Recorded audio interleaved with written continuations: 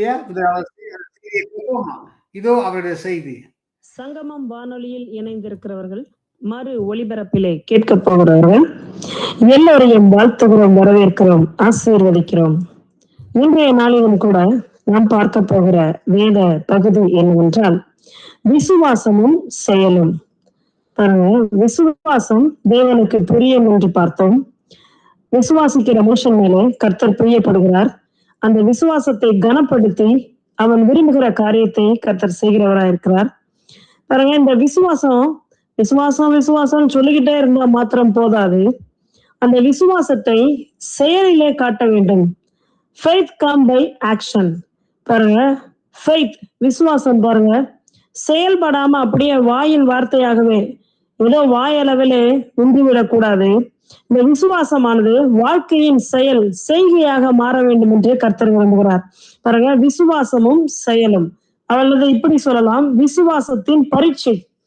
பாருங்க, இன்றைக்கு பள்ளிக்கு செல்லுகிற பிள்ளைகள் ஒரு வகுப்பிலிருந்து மற்றொரு வகுப்பிற்கு கடந்து செல்ல அவர்களுக்கு ஒரு பரீட்சை வைக்கப்படுகிறது. அவர்கள் படித்த பாடங்களை பாருங்க நன்றாக படித்திருக்கிறார்களா, அல்லது அதிலே பாருங்கள் எப்படி அவர்கள் அடுத்த நெக்ஸ்ட் லெவலுக்கு, அடுத்த கேட்டகரிக்கு எப்படி போகிறார்கள் என்று பாருங்க அவர்களுக்கு ஒரு தேர்வு பரீட்சை வைக்கப்படுகிறது. அந்த பரீட்சையை வெற்றி பெற்ற இந்த மாணவர்கள் பாருங்க அடுத்த கட்டத்திற்கு முன்னேறுகிறார்கள். அப்போ இந்த விசுவாசத்தின் பரீட்சையானது பாருங்க நம்மை அடுத்த லெவலுக்கு, அடுத்தடுத்த முன்னேற்றத்திற்கு கொண்டு செல்வதற்கு ஏற்ற ஒரு காரியமாயிருக்கிறது. விசுவாசம் பாருங்க செயல்படுகிறதா இருக்கிறது. பாருங்க, கொரிந்தியர் புத்தகத்தில் எழுதப்பட்டிருக்கும், கிரியை இல்லாத விசுவாசம் செத்ததா இருக்கிறது. அருமையானவர்களே, நம்முடைய விசுவாசம் பாருங்க உயிருள்ள விசுவாசம் என்பதை தேவனுக்கு காண்பிக்க வேண்டும்.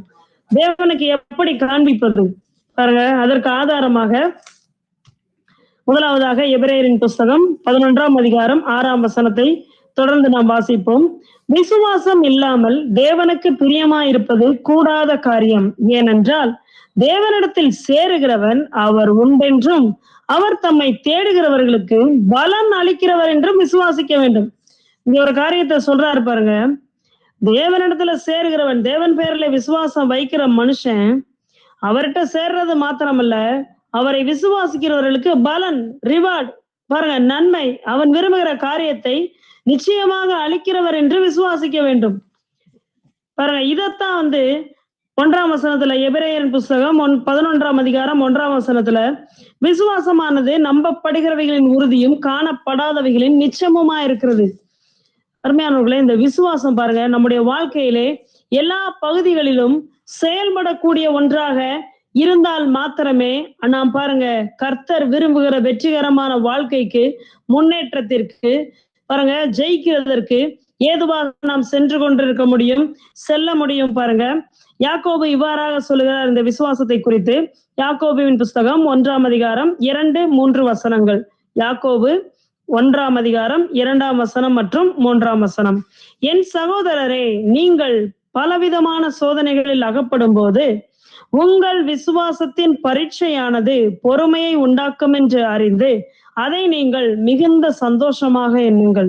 பாருங்க, என்னங்க விசுவாசம் விசுவாசம் சொல்லிட்டு இங்க ஒரு சோதனை வருது, அந்த சோதனையை ரொம்ப சந்தோஷமாக எண்ணுங்கள்.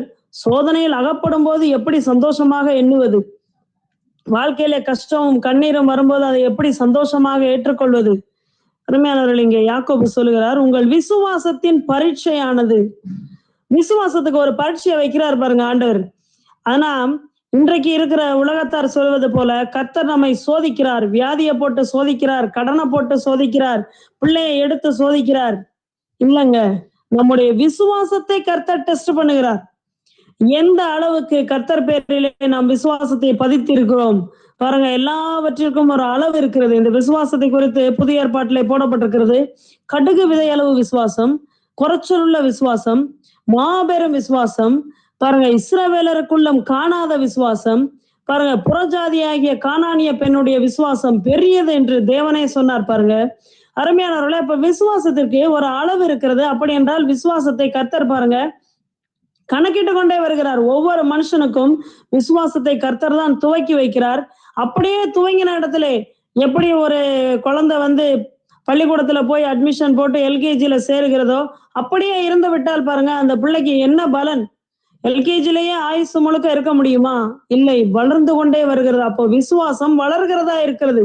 விசுவாசம் வளர்கிறது மாத்திரமல்ல, ஒரு சோதனை பாருங்க, ஒரு டெம்டேஷன் வரும்போது அதிலிருந்து எப்படி நாம் கர்த்தர் பேரிலே வைத்திருக்கிற விசுவாசத்தை நம்பி அந்த சோதனையை ஜெயித்து அந்த பரீட்சையை பாருங்க எழுதி அதை ஜெயித்து மேற்கொண்டு வெற்றி பெற்று அடுத்த கட்டத்திற்கு முன்னேறக்கூடிய ஆற்றலையும் பலனையும் பாருங்க கர்த்தர் நமக்கு கொடுக்கிறவரா இருக்கிறார். அதனாலதான் இங்க போடப்பட்டிருக்கிறது, உங்கள் விசுவாசத்தின் பரீட்சையானது. விசுவாசத்தை கர்த்தர் சோதிக்கிறார் பாருங்க.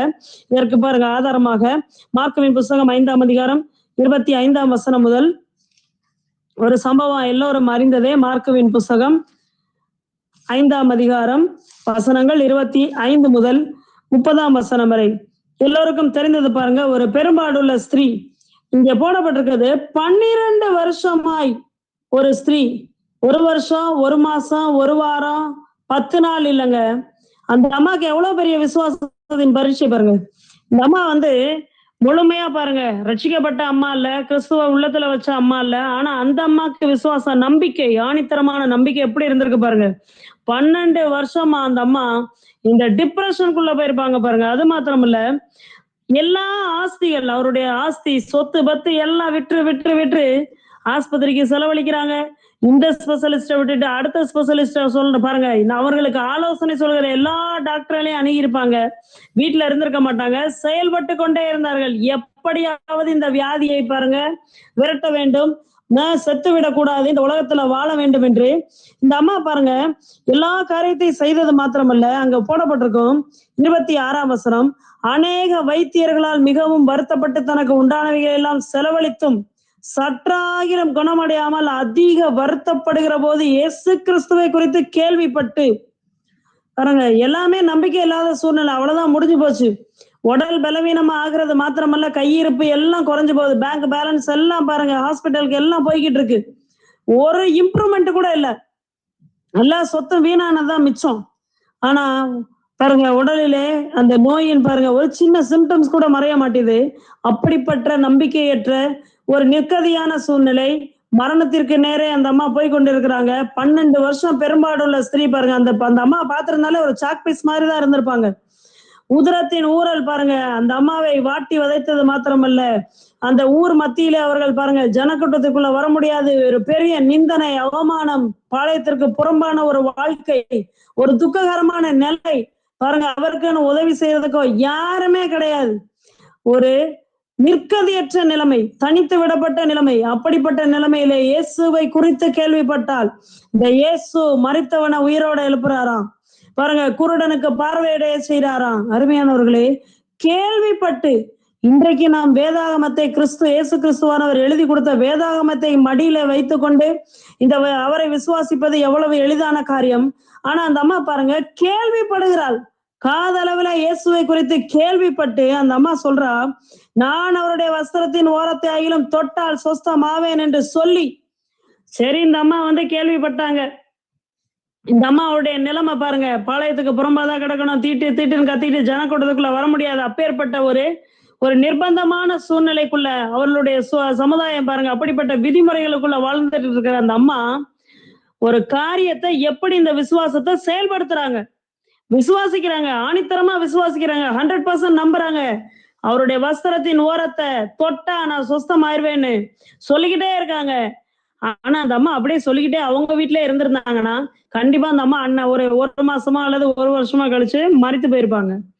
விசுவாசமானது செயல்படுகிறதா இருக்கிறது, எழும்புகிறாள் பாருங்க. அருமையானவர்களே, எல்லா அவமானம் நிந்தையை மாத்திரமல்ல, ஜனக்கூட்டத்திற்குள்ளே சென்றால் இந்த யூத ஜனங்கள், பாருங்க ரபிமார்கள் எல்லாரும் அங்க இருப்பாங்க, எல்லாம் பாருங்க ஆண்களுக்கு மத்தியில பெண்கள் அதுவும் இப்ப ஏற்பட்ட நிலைமையில் புறம்பாக நிக்கிற ஒரு பெண் பாருங்க வந்தா கல்லறிந்து கொன்றே போட்டு விடுவார்கள்.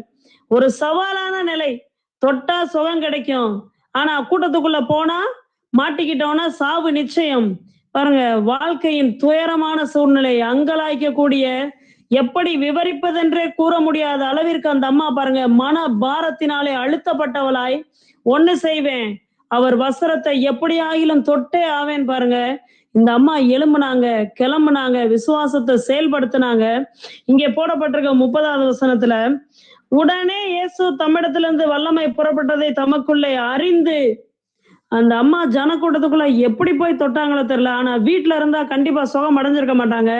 ஏன்னா விசுவாசம் செயல்படணும். காலை எடுத்து வைக்கணும் முன்னாடி. வாயிலே சொல்லிக்கிட்டே இருக்கிறோம், நாங்க விசுவாசிக்கிறோம் விசுவாசிக்கிறோம். எப்படி விசுவாசிப்பீர்கள்? விசுவாசத்தை தேவனுக்கு எப்படி காண்பிப்பது? பாருங்க, ஜனக்கூட்டத்துக்குள்ள அவ்வளவு ஜனங்கள் இயேசு கிறிஸ்துவை நெருக்கி கொண்டு வந்திருக்கிறார்கள். இந்த அம்மா எப்படிதான் வந்து அவருடைய வஸ்திரத்தின் ஓரத்தை தொட்டார்கள் என்று பாருங்க, கற்பனை செய்து பார்க்க வேண்டியதா இருக்கிறது. அந்த அம்மா வந்து தொட்ட மாத்திரத்திலேயே அவ்வளவு திரள் கூட்ட ஜனங்கள் இயேசு கிறிஸ்துவை நெருக்கி கொண்டிருந்த மத்தியிலும் தொட்டால் உடனே வல்லமை புறப்பட்டது. விசுவாசம் இப்படிதாங்க ஆண்டவருடைய வல்லமையை கவர்ந்து இழுக்கிறதா இருக்கிறது. எப்படி காந்தம் ஒரு இரும்பு துண்டை பாருங்க அப்படியே ஒட்டி கொண்டு கவர்ந்து இழுக்கிறதோ, அதே போல நம்முடைய விசுவாசம் நம்முடைய தேவனுடைய வல்லமையை கவர்ந்து இழுக்குகிற ஒரு சக்தியா இருக்கிறது. அப்படிப்பட்ட விசுவாசத்தை, அவருடைய விசுவாசத்தை நாம் உடையவர்களா இருக்கிறோம். நாம இப்ப என்ன பண்ணணும்? விசுவாசத்தை செயல்படுத்த வேண்டும். வசனங்களை வாசிப்பது நல்லது, அவற்றையின்படி நடப்பது நல்லது, கீழ்ப்படிவது நல்லது. அது மாத்திரமல்ல, கிரியை இல்லாத விசுவாசம் செத்ததா இருக்கிறதே. எப்படி விசுவாசத்துக்கு உயிரூட்ட முடியும்? விசுவாசத்தை எப்படி கர்த்தருக்கு காண்பிக்க முடியும்? 12 வருஷம் பெரும்பாடுள்ள ஸ்திரீ எழுந்தால், புறப்பட்டால், எல்லா அவமானத்திற்கும் நிந்தைக்கும் பாருங்க, ஜனக்கூட்டத்திற்குள்ள போய் செத்தாலும் சாவேன், ஆனால் அதற்கு முன்பதாக இயேசு கிறிஸ்துவனுடைய வஸ்திரத்தின் ஓரத்தை தொடுவேன். தொட்டால் தொட்ட மாத்திரத்திலே அவருடைய விசுவாசத்தின் பாருங்க, அந்த பரீட்சையில அந்த அம்மா ஜெயிச்சது மாத்திரம் இல்ல, தொட்ட உடனே அவருடைய வல்லமை புறப்பட்டு சென்று 12 வருஷமா பாருங்க உதரப்போக்கு ஓடிக்கொண்டிருந்ததை ஒரு சன பொழுதுல டக்குன்னு நிப்பாட்டி விட்டது. சுகத்தை பெற்று விட்டார்கள். அருமையானவர்கள், இந்த சுகம் எப்படி கிடைத்திருக்கும் பாருங்க. அந்த அம்மா அப்படியே வீட்டுல இருந்திருந்தா ஒண்ணுமே கிடைச்சிருக்காது, பேசிக்கிட்டே இருந்தா ஒண்ணும் கிடைச்சிருக்காது, வருத்தப்பட்டுக்கிட்டே இருந்தா ஒண்ணும் கிடைச்சிருக்காது. மன பாரத்தினாலே அழுத்தப்பட்டு கொண்டே அதையே கற்பனை செய்து கொண்டிருந்தால் ஒண்ணுமே வாய்த்திருக்காது. எழுந்து புறப்பட்டார்கள், செயல்பட்டார்கள், விசுவாசத்தை கர்த்தருக்கு காண்பித்தார்கள். வல்லமை உடனே புறப்பட்டு வந்தது. பாருங்க, அந்த அம்மாவினுடைய உதரத்தின் நின்று போயிட்டு பாருங்க, ஆண்டவர் சொல்றாரு, மகளே உன் வேதனை நீங்கி சுகமாயிரு. அருமையானவர்களே, இன்னைக்கு கூட நான் கர்த்தரை தாங்க விசுவாசிட்டே இருக்கேன், இந்த கடன் பிரச்சனை தீருமான்னு விசுவாசிட்டே இருக்கேங்க, என்னுடைய வாழ்க்கையில நல்ல காலம் பிறந்துருமா. அருமையானவர்களே, அதற்கேற்ற செயல், விசுவாசத்தை காண்பிப்பது எப்படி, செயல்படுவது எப்படி? கடன் வாங்காமல் பாருங்க, கர்த்தர் சொல்வாரு, நீ கடன் வாங்காத, கடன் கொடுக்கிறவனா உன்னைய மாத்த போறேன்னா கடன் வாங்குறதை முதலாவது நிறுத்தணும். பிறகுதான் கடன் கொடுக்கிற சூழ்நிலைக்கு கர்த்தர் நம்ம உயர்த்துவார். பாருங்க, விசுவாசத்தின் பரீட்சையானது பாருங்க மிகுந்த சந்தோஷத்தை இந்த அம்மா பாருங்க எழும்பி போய் தொடறதுக்கு முன்னாடி வரைக்கும் அந்த அம்மா மனசு, ஹார்ட், இருதயெல்லாம் டப்பு டப்பு டப்புன்னு பயத்துல திகில்ல அடிச்சிட்டு இருந்திருக்கும் பாருங்க. ஆனா தொட்ட மாத்திரத்திலே இனம் புரியாத சுகம் வந்தது மாத்திரமில்ல, மாபெரும் சந்தோஷம். இயேசுவை தொட்டு விட்டார்கள். அருமையானவர்களே, இன்றைக்கு கூட விசுவாசத்திலே நாம் எழும்ப வேண்டியது அவசியமா இருக்கிறது. இன்னும் ஒரு வேத பகுதியோட கூட பார்ப்போம். 1 ராஜாக்களின் புஸ்தகம் 17ஆம் அதிகாரம் வசனங்கள் 1 முதல் 15 வரை. 1 ராஜாக்களின் புஸ்தகம் 17ஆம் அதிகாரம் வசனங்கள் 1 முதல் 15ஆம் வசனம் வரை. இங்கே எல்லாரும் அறிந்த ஒரு பெரிய சம்பவம் பாருங்க. எலியா என்கிற தீர்க்கதரிசி பாருங்க, அவர் இருந்த அந்த ஊர்ல பாருங்க 3 வருஷமும் 6 மாசமும் மழையும் பெய்யல, பனியும் பெய்யல என்று இங்க போடப்பட்டிருக்கிறது. 1வது வசனத்துல இங்க போடப்பட்டிருக்கும். கிளையத்தின் குடிகளாகிய திஸ்பியனாகிய எலியா ஆகாபை நோக்கி, என் வாக்கின்படியே அன்றி இந்த வருஷங்களிலே பனியும் மழையும் பெய்யாதிருக்கும் என்று இஸ்ரவேலின் தேவனாகிய கர்த்தருக்கு முன்பாக நிற்கிற நான் அவருடைய ஜீவனை கொண்டு சொல்கிறேன் என்றார். பாருங்க, அங்க சொல்லிட்டாரு, ஆகாபே நம்ம ஊர்ல மழை மட்டும் இல்ல, பனி கூட பெய்யாது. பாருங்க, அப்ப ஒரு சொட்டு தண்ணி கூட இருக்காது. பஞ்சம் பாருங்க தாண்டவம் ஆடிட்டு இருக்கோம். எங்க பார்த்தாலும் பஞ்சம், பட்டினி. மழை இருந்தா, பனி இருந்தாதான் பாருங்க விவசாயம் செய்ய முடியும், பாருங்க பிழைக்க முடியும், சாப்பாட்டுக்கே வழி அதுதான். அருமையானவர்களே, ஊற்று, விவசாயத்திற்கு ஊற்று, தண்ணீரே இல்லை என்றால் எப்படி தேசம் செழிப்பாக இருக்கும் பாருங்க. தேசத்துல பஞ்சம் சொல்லிட்டு அவர் போயிட்டாரு. ஆனா பின்பு கர்த்தருடைய வார்த்தை எலியாவுக்கு உண்டாயிற்று பாருங்க. அங்க சொல்லிட்டு எலியா தீர்க்கதரிசி கிளம்பிட்டார். அங்க கர்த்தர் சொல்றாரு, இந்த ஊருக்குள்ள பஞ்சம் இருக்கு, இந்த ஊர் முழுசா தண்ணி இல்ல, மழை இல்ல, பனி இல்ல, எல்லா ஜனங்களும் பசியிலையும் பட்டினிலையும் வாடிட்டு இருக்காங்க. ஆனா கர்த்தருடைய ஊழியக்காரராகிய எலியாவுக்கு பாருங்க இங்க ஒரு காரியத்தை செய்ய சொல்றார். இவ்விடம் விட்டு கீழ் திசை நோக்கி போய் யோர்தானுக்கு நேரே இருக்கிற கேரி தாற்றண்டிலே ஒளித்து கொண்டிரு. அருமையானவர்களே, எல்லா இடத்துலயும் பஞ்சம் இருக்கு, எல்லா இடத்துலயும் பட்டினி இருக்கு.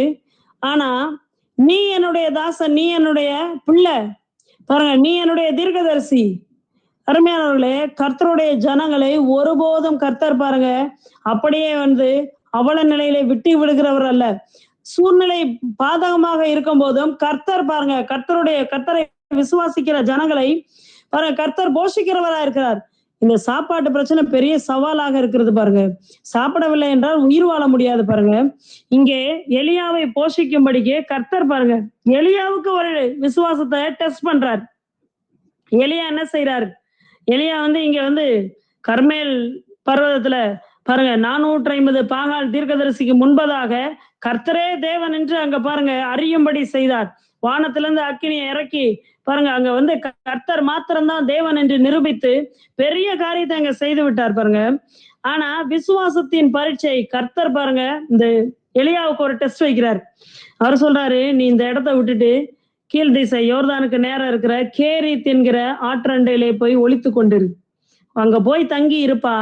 அங்க சொல்றாரு 4ஆம் வசனத்திலே, நீ அந்த ஆற்றின் தண்ணீரை குடிப்பாய், அங்கே உன்னை போஷிக்க காகங்களுக்கு கட்டளையிடுவேன் என்றார். அருமையானவர்களே, சற்று யோசிக்க வேண்டிய விஷயமா இருக்கிறது பாருங்க. காகங்களுக்கு கட்டளையிடுவேன். அருமையானவர்களே, இன்றைக்கு நாம் வாழ்கிற காலகட்டங்களிலே ஆன்லைன்ல ஆர்டரு, ஜொமாட்டோ, ஸ்விக்கி பாருங்க, உங்கள் ஊர்களில இருக்கிற ஆன்லைன் அப்படிப்பட்ட காலத்துல சொன்னா கூட ஏதோ ஆண்டவர் சொல்றாரு, ஏதோ ஒரு ஆர்டரை போட்டு ஒரு ஹோட்டல்ல இருந்து நமக்கு சாப்பாடை வர வச்சு கொடுத்துருவார். தேசம் முழுவதும் பஞ்சத்திலே கிடக்கிறது. ஒரு விளைச்சல் இல்லை பாருங்க, விவசாயம் கிடையாது, விளைச்சல் இல்லை, அறுவடை இல்லை, பஞ்சம், பட்டினி, தண்ணி கூட கிடையாது, மழையும் இல்லை, பனியும் இல்லை, குடிப்பதற்கு தண்ணி ஒரு சொட்டு கூட அந்த ஊர்ல கிடைக்காத நிலைமை. ஆங்காங்கே கிடைக்கிற தண்ணீரை வைத்து மக்கள் பிழைத்துக் கொண்டிருக்கிறார்கள். ஆனா கர்த்தர் சொல்றாரு, நீ போய் யோர்தானுக்கு அருகே இருக்கிற ஆற்றண்டலே நீ இரு, ஆற்றின் தண்ணீரை குடித்துக்கொள், உன்னை போஷிக்கும்படி காகங்களுக்கு கட்டளையிடுவேன். அருமையானவர்களே, காக்காவை பாருங்க எப்படி நம்புறது? எலியா யோசித்திருப்பாரு, இந்த காக்கா எப்படி நமக்கு சாப்பாடு கொண்டு வரும், காக்காவை எப்படி நம்ம நம்புறது? காக்கா அநேகர்கிட்ட இருந்து பிடுங்கி சாப்பிடுவதானே பார்த்திருக்கோம். அவரும் மனுஷர் தானே பாருங்க. எலியாவும் அநேக யோசனைகள், சிந்தனைகள், அநேக எண்ணங்கள் எலியாவின் மனதிலே தோன்றி இருக்கலாம் பாருங்க. எப்படி சாப்பாடு வரும் என்று நாம் யோசிப்பதை விட்டுவிட்டு கர்த்தர் சொன்னார், அவர் சொல்ற வார்த்தையை நான் நம்புகிறேன், வார்த்தையை நான் விசுவாசிக்கிறேன். அவர் பாருங்க காகத்தை வச்சும் போஷிப்பாரு, வேற எதை வச்சும் சாப்பாடு அனுப்புவாரு. அருமையானவர்களே, கர்த்தருடைய வார்த்தையின் பேரிலே நாம் எப்படி விசுவாசத்தை பதிக்கிறோம், அந்த வார்த்தையின்படி நாம் செயல்படுகிறோமா என்பதை மட்டும்தான் கர்த்தர் பார்க்கிறவராயிருக்கிறார். அருமையானவர்களே, வார்த்தையின்படியே எலியா பாருங்க கிளம்பி போயிட்டார். சொன்னாரு, இவ்விடம் விட்டு இந்த இடத்துலயே நீ நிக்காதப்பா, இவ்விடம் விட்டு கேரித்துக்கு போ சொன்னாரு. எலியா கிளம்பி போனார்.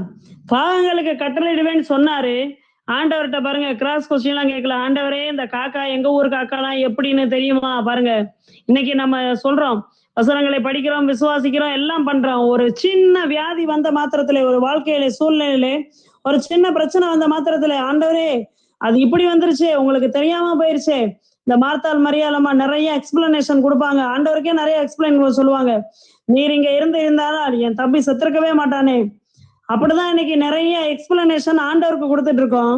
ஆனா கர்த்தருடைய வார்த்தையின்படி செய்கிறோமா? அவர் சொல்கிற வார்த்தையின்படி நாம் செயல்படுகிறோமா? கேரி தாண்ட இன்னைக்கு போன் சொன்ன மாத்திரத்திலே எலியா அங்கே புறப்பட்டு போனார். காகங்களுக்கு கட்டளையிடுவேன்னு சொன்னாரு. அவர் பாருங்க எதுவுமே கேட்கலங்க. உடனே செஞ்சாரு. அங்க போய் தங்கி இருந்தாரு. அங்க போடப்பட்டிருக்காங்க. காகங்கள் அவருக்கு விடியற் காலத்துல அப்பமும் இறைச்சி, சாயங்காலத்துல அப்பமும் இறைச்சி.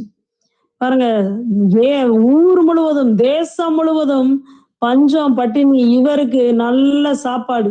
நல்ல பூரிப்பான அரண்மனையில இருந்து சாப்பாடு பாருங்க. எப்படிப்பட்ட சாப்பாடு, எங்க இருந்து காக்கா கொண்டு வந்தது, எந்த அரண்மனையில போய் இருந்து எடுத்துட்டு வந்தது, எதுவுமே தெரியாது. ஆனா காகங்கள் கொண்டு வந்து காலையும் சாயங்காலமும் 2 வேளையும் பாருங்க, அப்பமும் இறைச்சியும். ஒருவேளை கஞ்சி கிடைச்சா போதுமேன்னு எலியா நினைச்சிட்டு இருந்திருப்பாரு. ஆனா அங்க பெரிய பாருங்க ஃபீஸ்ட் மாதிரி அப்பம் கிடைக்குது, நல்ல மட்டன் சாப்ஸ், சுக்கா எல்லாம் கொண்டு வந்து கொடுக்குது காக்கா.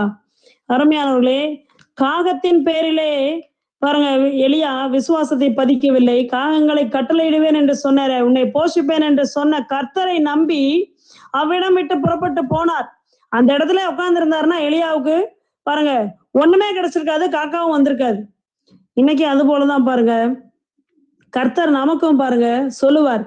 அநேக விஷயங்களிலே, வாழ்க்கையின் இக்கட்டான சூழ்நிலைகளிலே கர்த்தர் நம்மோடு பேசுவார். அவருடைய வார்த்தையை நமக்கு சொல்லுவார். நீ வலப்புறம் திரும்பும்போதும் இடப்புறம் திரும்பும்போதும் வழி இதுவே என்று உங்களுக்கு பின்னாலே சொல்லுகிற சத்தத்தை நீங்கள் கேட்பீர்கள். இந்த வேலையும் கூட ஒரே ஒரு சாட்சியை உங்களோடு பகிர்ந்து கொள்ள வேண்டும் என்று நான் விரும்புகிறேன். இந்த கர்த்தர் பாருங்க, என்னுடைய வாழ்க்கையில ஒரு விசுவாசத்துக்கு ஒரு பரீட்சை வந்தது.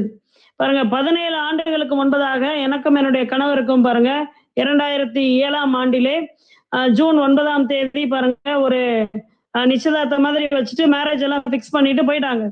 ஒரு வருஷமாக பாருங்க நாங்க ஜெபம் பண்ணிட்டே இருக்கிறோம், விசுவாசிட்டே இருக்கோம். நான் இந்த ஒரு வசனத்தை நான் தொடர்ந்து கர்த்தருக்கு சொல்லிட்டே இருக்கேன்.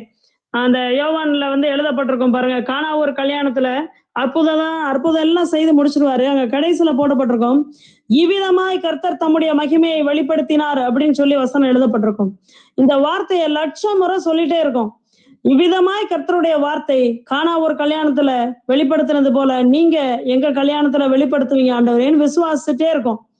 பாருங்க, அநேக இறந்தவங்களுக்கு ஆலோசனை எல்லாம் சொல்றாங்க, ஒரு டிஃபனோட எல்லாம் கல்யாணத்தை நீங்க முடிச்சிடலாம்ல, ஏன் இப்படி வெயிட் பண்ணிக்கிட்டே இருக்கீங்க? கிட்டத்தட்ட 1 வருடம் ஆகிவிட்டது.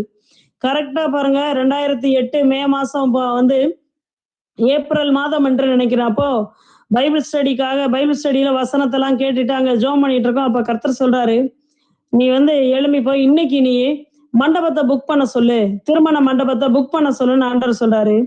நான் கண்ணை முழிச்சு பாக்குறேன், சர்ச்சில் உட்காந்துருக்கோம். அன்றைக்கு நிலைமைக்கு பாருங்க, வண்டிக்கு 2 வீலருக்கு பெட்ரோல் போடுறது கூட கையில காசு இல்லை. ஆனா ஆண்டவர் சொல்றாரு, இன்னைக்கு போய் திருமண மண்டபத்தை புக் பண்ணன்னு சொல்றாரு. நான் அப்ப ஆண்டவரை சொல்றேன், ஆண்டவரே வெளியே நிக்கிறேன், எங்க அப்பா வண்டிக்கு பெட்ரோல் போட கூட காசு இல்லைன்னு சொல்றாரு. ஆனா நீங்க சொல்றீங்க, ஆனா எப்படி செய்வீங்கன்னு எனக்கு தெரியல. அங்க சர்ச்சில இருந்து வீட்டுக்கு போறது அளவுக்கு தான் 2 வீலர்ல, வண்டிக்கு பெட்ரோல் அவ்வளவு தூரம் இருக்குமா என்னன்னு கூட தெரியாது, அப்படிப்பட்ட நிலைமையில. ஆனா நான் விசுவாசிட்டே இருக்கேன், இவ்விதமாய் கர்த்தருடைய மகிமை என்னுடைய திருமணத்துல வெளிப்படும் என்று. ஆனா சர்ச்சை விட்டுட்டு வெளியில வந்து வர்றோம், அந்த வண்டி நிக்கிற பைக் ஸ்டாண்ட் இதுக்கெல்லாம் வர்றோம். கர்த்தர் பாருங்க ஒருத்தரை அனுப்புறாரு. அவரை நான் முன்ன பின்ன இதுவரைக்கும் நான் பார்த்ததே இல்லை சபையில. அவர் வந்து தேடிக்கிட்டே வர்றாரு. இங்க எஸ்தர்னு ஒரு பொண்ணு இருக்கு, கர்த்தர் வந்து எனக்கு அந்த பொண்ணை காட்டியிருக்காருன்னு சொல்லி அவரும் என்னைய பார்த்ததில்ல, நானும் அவரை பார்த்ததில்ல. விசாரிச்சுட்டே வந்து கடைசியில என்கிட்ட வந்தாரு. அவர் சொன்னாரு, உன்னுடைய கல்யாணத்தை நான் எடுத்து நடத்தும்படி கர்த்தர் என்னைய 1 மாசமா ஏவிட்டே இருக்காருமா, நான் உன்னைய தேடிட்டே இருக்கேன், நீதான் அந்த பொண்ணா அப்படின்னு சொல்லி உடனே அவருடைய கார்ல ஏற்றிட்டு போய் அன்னைக்கே கர்த்தர் சொன்ன மாதிரியே மண்டபத்தை அவர் காசை போட்டு புக் பண்ணி ரசீதை வாங்கிட்டு கல்யாண தேதியும் பிக்ஸ் பண்ணிட்டு பாஸ்டருக்கும் இன்ஃபார்ம் பண்ணிட்டு, இந்த தேதி இருக்குங்கய்யா, எந்த தேதியில நம்ம திருமணத்தை வச்சுக்கலான்னு ஒரு டேட்டையும் பிக்ஸ் பண்ணி முடிந்து விட்டது. எனக்கு நினைச்சு பார்க்கும்போது ஏதோ கனவு உலகத்துல இருக்கிற மாதிரியே இருந்தது. அருமையானவர்களே, கர்த்தர் சொன்னாரு, இன்னைக்கு நீ எழும்பு போய் இன்னைக்கு மண்டபத்தை நீ புக் பண்ணுவ. ஆனா கையில 1 ரூபாய் கூட இல்ல. ஆனா நான் ஆண்டவர்கிட்ட சொல்றேன், ஆண்டவரே நீங்க சொன்னா நீங்க செய்து முடிப்பீங்க, நீங்க செஞ்சு முடிப்பீங்க. பாருங்க 1 மாசத்துல என்னுடைய தாய் தகப்பன் பாருங்க எல்லாரும் வந்து ஏதோ பெரிய அப்படியே பணத்தை பெட்டியில சேர்த்து வச்சு அப்படியே எடுத்து எதுவுமே நடக்கல. ஆனா நான் சின்ன பிள்ளையில இருந்து ஒரு வசனத்தை விசுவாசிப்பேன். எப்படி ரெபேக்காலுக்கு எலேசர் வந்து பொண்ணு பொருள் எல்லாம் கொடுத்து அந்த அம்மாவை கூட்டிட்டு போய் திருமணம் பண்ணி வச்சாரோ, அதே போல எனக்காக ஒருத்தரை அனுப்புவார். எலியாவுக்காக காகத்தை அனுப்பின தேவன் எனக்காக ஒரு மனுஷனை ஏற்படுத்தி அவருக்கு ஒரு பாரத்தை கொடுத்து கல்யாணத்தை நடத்தும்படி அவரை ஏவி பாருங்க. இது விசுவாசத்தின் பரீட்சை.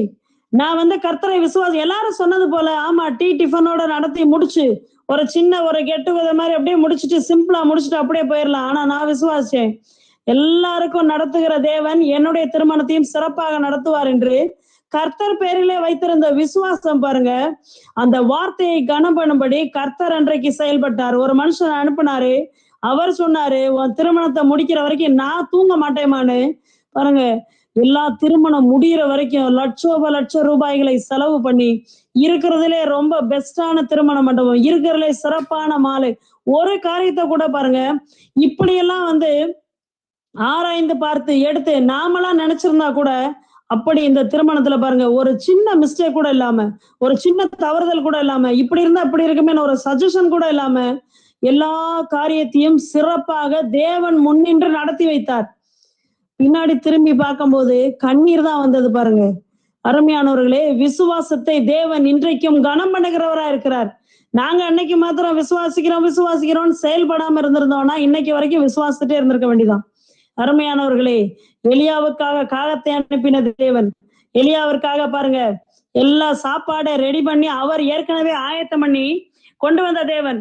ஆபிரகாம் பாருங்க எல்லாம் ஆபிரகாம் சொல்லுவாரு, உன்னுடைய ஏக சுதன் நேசகுமாரன நீ கொண்டு போய் மோரியா தேசத்தின் மலைகளில் ஒன்றின் மேல் தகன பலியாக பலியிடுன்னு சொல்லுவாரு. ஆனா ஆபிரகாம் ஆக்ஷன் இறங்குவாரு. அதிகாலையில எழுந்து சேனம் கட்டி ஆக்ஷன் காமிச்சாரு. அதுல போடப்பட்டிருக்கோம் கடைசியா கர்த்தர் சொல்வாரு, நீ என் சொல்லுக்கு கீழ்ப்படிந்தபடியால் இப்பொழுது நான் உன்னை பாருங்க நீ விசுவாசிக்கிறேன்னு அறிந்திருக்கிறேன். விசுவாசத்தை காண்பிக்க வேண்டியது மிக அவசியமா இருக்கிறது. பெரும்பாடுள்ள ஸ்திரீ எப்படி விசுவாசத்தை செயல்படுத்தினார்கள். அருமையானவர்களை, இன்றைக்கும் கூட இப்பேற்பட்ட காலகட்டங்களிலே பாருங்க ஒரு கஷ்டமான மனபாரமான அங்கலாய்த்து கொண்டிருக்கிற உங்களுடைய வாழ்க்கையின் பிரச்சனையின் சூழல் பாருங்க மத்தியிலே வாழ்ந்து கொண்டிருக்கிற நீங்கள் விசுவாசத்திலே எழும்ப வேண்டியது, பயிற்றுவிக்க வேண்டியது பாருங்க, ஆண்டவரை நம்பி காலை எடுத்து வைக்க வேண்டியது மிக அவசியமா இருக்கிறது.